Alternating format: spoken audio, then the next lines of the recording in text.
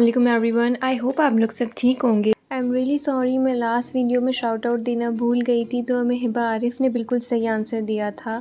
अब जिन्हें नहीं पता मैं किस चीज़ की बात कर रही हूँ, तो आप लास्ट वीडियो जाके मेरी देखें और पूरी वीडियो सुनें और देखें भी, फिर आपको पता चलेगा कि मैं किस बारे में बात कर रही हूँ। तो let's continue with the vlog now. ये वीडियो जो है वो इस साल की ईद उल अज़हा का आखिरी वीडियो होगा, क्योंकि इंशाल्लाह मंडे को जो है वो ईद है। आज जो है वो आपके लिए एक लास्ट वीडियो बना लेते हैं जो इस साल की लास्ट वीडियो होगी। और आप चाहें तो आप जाके प्लेलिस्ट में जाके लास्ट ईयर की वीडियोस भी देख सकते हैं, और इस ईयर की भी जितनी वीडियोस बनी हैं आप जाके प्लेलिस्ट में देख सकते हैं जो चैनल पे मौजूद है। चलिए अब बात करते हैं ईद उल अज़हा की। ईद उल अज़हा जो कि सुन्नत इब्राहीमी है। सुन्नत इब्राहीमी हज़रत इब्राहीम अलैहिस्सलाम ने अपने प्यारे बेटे हज़रत इस्माईल अलैहिस्सलाम को अल्लाह की राह में कुर्बान करने के लिए रखा। अल्लाह के हुक्म से वहाँ दुम्बा नाजिल हो गया, और जब से तमाम मुसलमान सुन्नत इब्राहीमी की अदायगी करते हैं। चलिए आप लोगों के साथ एक स्टोरी शेयर करती हूँ। तो अल्हम्दुलिल्लाह हम लोगों के यहाँ बचपन से कुर्बानी हो रही है, जब से हम लोग ने आँख खोली है। और फिर हमें जब पता चला कुर्बानी क्या होती है, जब से तो हमने अंडरस्टैंड किया है, बट उससे पहले से हमारे कुर्बानी हो रही है। हमारे नाना, मेरे फ़ादर भी अल्हम्दुलिल्लाह शादी से पहले से कुर्बानी करते आ रहे हैं। और मेरे फ़ादर के लिए भी आप लोग दुआ कीजिएगा, अल्लाह पाक उन्हें जन्नत में आला से आला मकाम अता फ़रमाए। वो बहुत अच्छे इंसान थे, इंसानों से, जानवरों से सबसे मोहब्बत करने वाले, इंसानों के साथ, जानवरों के साथ शफ़क़त से पेश आने वाले। पता है वो क्या करते थे? मेरी मम्मा को दावत वगैरह करने का ना बहुत शौक़ है। उन्हें बस कोई बहाना चाहिए कि वो अपने घर में जो है गेस्ट बुलाएं और उनकी दावत करें।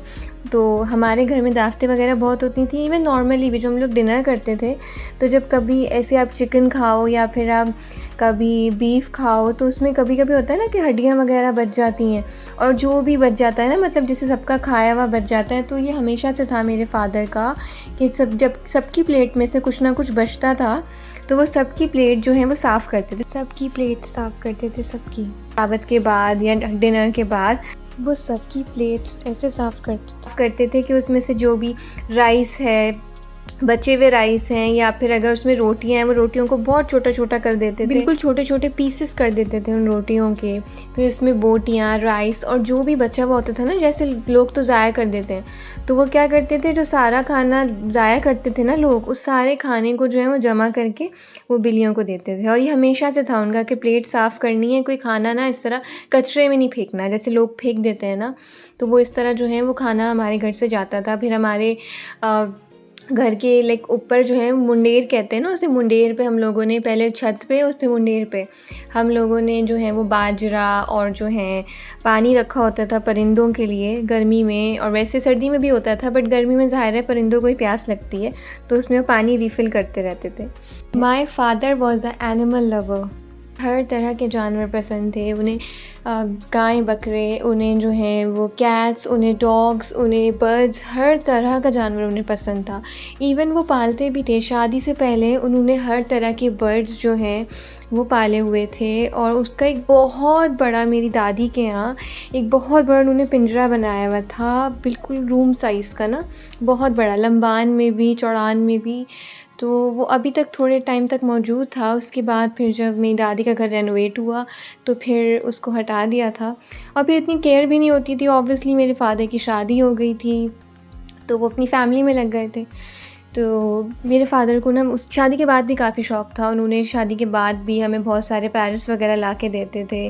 कभी हमारे लिए चूज़े लेकर आते थे और फ़िशेस रखते थे, और फिर बीच में ना रैबिट्स लाए थे हम दोनों के लिए। हम 2 बहन भाई हैं अल्हम्दुलिल्लाह, तो हमारे लिए ना हर चीज़ 2 ही आती थी। लेकिन हम लोग इतना डरते थे, हम लोग जो हैं सिवाय फ़िशेस और पैरट्स के, क्योंकि पैरट्स भी केज के अंदर होते थे, तो उसके साथ हम लोग सही थे। लेकिन उसके अलावा हम लोग हर चीज़ से डरते थे। वो बेचारे हमारी वजह से उन्होंने अपना शौक़ थोड़ा कम किया था, क्योंकि हम लोग बहुत डरते थे। हम लोग ना चूज़ करते थे, हम लोग इवन जो पैरट्स होते हैं ना, वो कभी कभी ऐसा होता है कि बोलते बोलते आपको चोंच भी मार देते हैं, तो हम लोग उनसे भी डरते थे।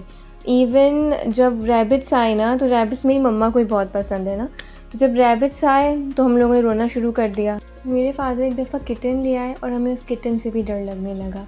फिर हम लोगों ने पैरट्स भी लेना छोड़ दिया, क्योंकि हम लोग कभी ऐसा होता था कि जैसे केज अगर बाहर रख दिया ना, हम लोग कहीं चले गए तो बिल्ली खा जाती थी। तो फिर उसके बाद से हम लोगों ने पैरट्स लेना भी छोड़ दिया। बट कुर्बानी का जो जज़्बा और शौक़ मेरे भाई में डेवलप हुआ ना, वो मेरे फ़ादर से हुआ, बिकॉज़ उन्हें बहुत शौक़ था। और माशाल्लाह मेरे दोनों पेरेंट्स जो है वो जॉब करते थे, तो हमारे हमेशा से कुर्बानी होती थी। अच्छा, पहले जब हम बच्चे थे तो हम लोग बड़े जानवर से जैसे गाय से डरते थे। तो बहुत दफ़ा ऐसा हुआ कि जब हमें थोड़ा समझ आने लगा ना, ऑब्वियसली बच्चे जब होते हैं तो उन्हें इतना पता नहीं होता, बट जब थोड़ा वो अंडरस्टैंड करने लगते हैं कि भाई ये क्या होती है, कुर्बानी क्या है, तो जब हमारे यहाँ गाय आती थी तो हम लोग ना बहुत डरते थे। मतलब बाहर जाना भी शहर में हमें बहुत स्कैरी लगता था। फिर उसके बाद ये हुआ कि हमारे फ़ादर ने एक्सपेरिमेंट किया कि चलो ना छोटी चीज़ लाते हैं, जैसे कि बकरे लेके आते हैं। अब बकरे लेके आते हैं तो शायद हो सकता है कि इन्हें डर ना लगे और उससे खेलें, क्योंकि गाय से हम लोग खेलते नहीं थे, डरते इतना थे। फिर हमारे 2 साल ना 2 बकरे आए, जिनका नाम हमने टीटू मुन्नू रखा था। मुन्नू मेरा था और टीटू मेरे भाई का बकरा था। तो हम लोग उससे ना बहुत ज़्यादा अटैच हो गए थे, लाइक उनसे खेलना, हमें खाना भी उनके साथ ही बाहर बैठ के होता था, और वो भी हमसे इतना अटैच हो गए थे कि जब हम लोग अंदर जाते थे तो हमें आवाज़ें दे दे के बुलाते थे। उसके बाद फिर ये हुआ कि जब उनकी कुर्बानी हुई ना, तो मैं इतना अटैच हो गई थी उनसे, तो मैं बहुत रोई, इतना रोई कि आई वाज़ ट्रॉमेटाइज़्ड, और आई थिंक कोई 1 महीने तक मुझे उस चीज़ का ट्रॉमा रहा। तो फिर ये हुआ कि मेरे फ़ादर ने डिसाइड किया कि हम बकरे नहीं करेंगे, क्योंकि बकरे से होता है ना कि बकरे तो ज़ाहिर है घर में ही रहते हैं और फिर आप उनको कहीं भी ले जा सकते हो, कुछ भी, मतलब उनके साथ आप प्रॉपर्ली इंजॉय कर सकते हो। बट गाय जो होती है, गाय कभी ऐसी होती है कि आपको मारती भी है, और फिर होता है कि कंपैरेटिवली दुम्बे से या बकरे से जो है वो गाय बड़ा जानवर होता है, तो उससे जो है इतनी अटैचमेंट नहीं होती जितनी बकरों से हो जाती है। और आई थिंक अपने उन 2 दफ़ा के जो बकरे आए थे उसके बाद से मैंने डिसाइड किया था कि मैं कभी जो है बकरा नहीं लूँगी। जब मैंने बीच में ट्यूशन्स वगैरह पढ़ाए थे मेरे फादर की डेथ के बाद, तो माशाल्लाह मेरे पास बहुत सारे बच्चे आते थे ट्यूशन के, तो मैंने उससे हिस्से वगैरह किए थे, बट मैंने डिसाइड किया था कि मैं कभी भी बकरे नहीं करूँगी, क्योंकि मुझे बहुत अटैचमेंट हो जाती है उनसे, वो इतने मासूम लगते हैं मुझे। बट खैर उसके बाद फिर जब बकरों के बाद हमारी गायें वगैरह होने लगी, तो गाय से भी हमें जो है ना वो आहिस्ता आहिस्ता, मतलब उनसे भी अटैचमेंट डेवलप हो गई। और हमारे ना जानवर आते भी ऐसी थे, जैसे कि 15 दिन पहले, 20 दिन पहले, तो इतने लंबे लंबे टाइम जब आपके जानवर रहते हैं तो आपको उनसे अटैचमेंट हो जाती है। मुझे अभी भी याद है, एक मेरा मैंने गाय के ना, मेरी आदत है मैं अपने गाय के ना सबके नाम रखती हूँ, गाय के, बकरों के। तो मेरा एक मतलब बैल था, हम लोग हमेशा से बैल करते हैं, हमेशा अल्हम्दुलिल्लाह हमारे बैल आता है। तो हमारा एक बैल था, ओरियो नाम रखा था मैंने उसका ना, और एक सिम्बा। तो उनसे भी मुझे इतनी अटैचमेंट हो गई थी कि मैं बहुत रोई थी जब वो ज़िबा हुए थे। मैं देखती नहीं हूँ उस वजह से, मैंने सिर्फ अपने बकरों को देखा था, बट उसके बाद से मैंने कभी अपना कोई भी जानवर जो है वो ज़िबा होते हुए नहीं देखा। बट मुझे लगता है शायद यही कुर्बानी होती है कि आपको उस चीज़ से मोहब्बत हो जाए जिसको आप अपनी अल्लाह की राह में कुर्बान कर रहे हैं। और कुर्बानी का असल मकसद यही है ना कि अपनी जो है वो अज़ीज़ चीज़ अल्लाह की राह में कुर्बान करना। और अब तो मेरे भाई को इतना शौक़ है जानवरों का, जैसे कि गाय, बकरे, इतना शौक़ है उसको कि उसको ये है कि मैं अपना कैटल फार्म खोलूँगा इंशाल्लाह। और इतनी मोहब्बत करता है वो, इतनी मोहब्बत है उसे गाय बकरों से कि बस मैं आपको क्या एक्सप्लेन करूँ। उसको पूरा साल इस सीज़न का इंतज़ार होता है और इतनी मोहब्बत करता है उससे कि उसको अपने दिन रात का पता नहीं होता। उसकी ड्यूटी, चाहे कोई और भी दे रहा हो उसके साथ ड्यूटी, बट उसकी 24/7 ड्यूटी होती है अपनी गाय के साथ।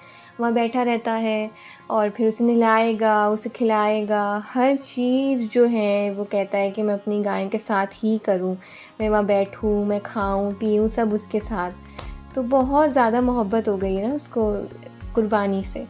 तो आई थिंक ये पेरेंट्स को ही देख के आती है ना आप में, मुझे भी है, बट ऑब्वियसली मैं लड़की हूँ तो मैं इतना बाहर नहीं आती जाती, लेकिन वो तो कॉन्स्टेंटली बाहर होता है अपने दोस्तों के साथ।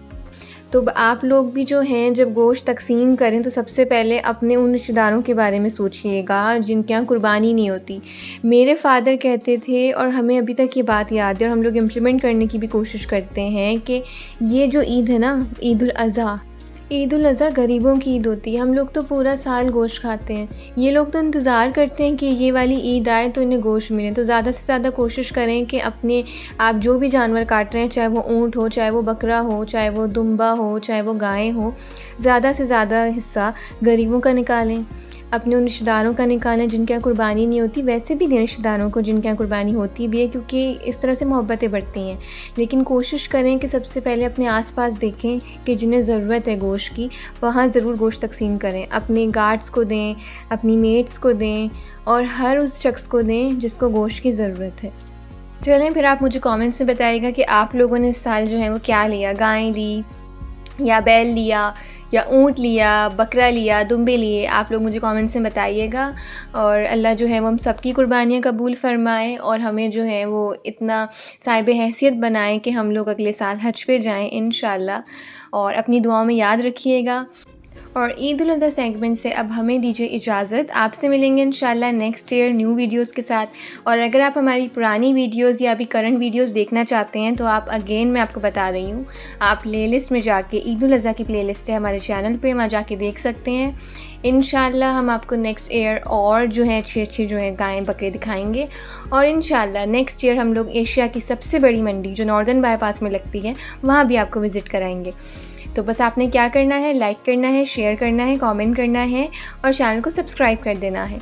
चलें, और आप लोग एंजॉय करें वीडियो और आप लोग द खान्स कुकरी को देखेंगे इंशाल्लाह आफ्टर ईद। आपको ईद रेसिपीज़ के साथ नज़र आएंगी। और द खान्स वंडर तो खैर आप देख सकते हैं, उसमें जो है डिफरेंट रेस्टोरेंट्स वगैरह आपको विज़िट कराएंगे। उसके बहुत अच्छे ब्लॉग्स आने वाले हैं आफ्टर ईद। तो स्टे ट्यून्ड एंड अल्लाह हाफ़िज़।